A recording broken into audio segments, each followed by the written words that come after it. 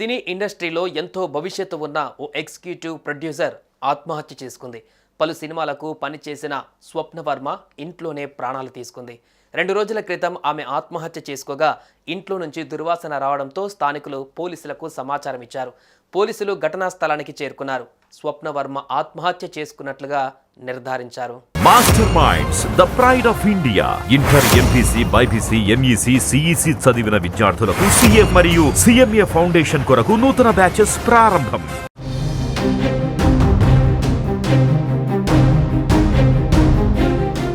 రాజమండ్రికి చెందిన స్వప్నవర్మ 3 ఏళ్ల క్రితం హైదరాబాద్కు వచ్చింది. రీసెంట్గా ఆమె మాదాపూర్ కావూరి హిల్స్లోని ఓ అపార్ట్మెంట్లో ఉంటుంది. గతంలో పలు సినిమాలకు ఎగ్జిక్యూటివ్ ప్రొడ్యూసర్గా ఉన్న స్వప్న గత 6 నెలలుగా ఖాళీగా ఉంటుంది.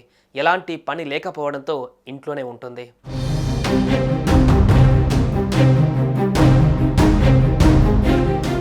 ఈ క్రమంలో 2 రోజుల క్రితం స్వప్న ఆత్మహత్య చేసుకుంది. తన ఇంట్లోని బెడ్రూమ్లో ఉరి వేసుకుని ప్రాణాలు తీసుకుంది.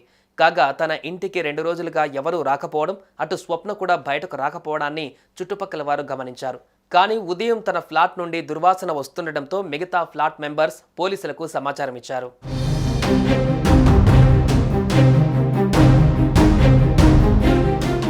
సమాచారం అందుకున్న మాదాపూర్ పోలీసులు ఘటనా స్థలానికి చేరుకున్నారు. 2 రోజులుగా మృతదేహం ఇంట్లోనే ఉన్నట్లుగా గుర్తించారు.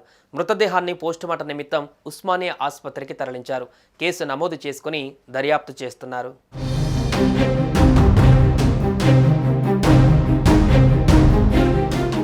స్వప్న మృతిపై పోలీసులు ఎంక్వైరీ చేస్తున్నారు. ఆర్థిక ఇబ్బందులతోనే ఆమె ఈ పని చేసి ఉంటుందని పోలీసులు భావిస్తున్నారు.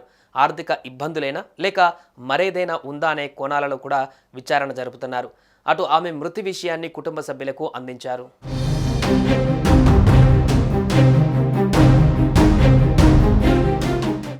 సినిమా అనేది రంగుల ప్రపంచం. ఆ ప్రపంచం బయటి వారికి కలర్ఫుల్గా కనిపిస్తుంది. కానీ అందులో ఉన్న చాలామంది కష్టాలు పడుతూనే ఉంటారు.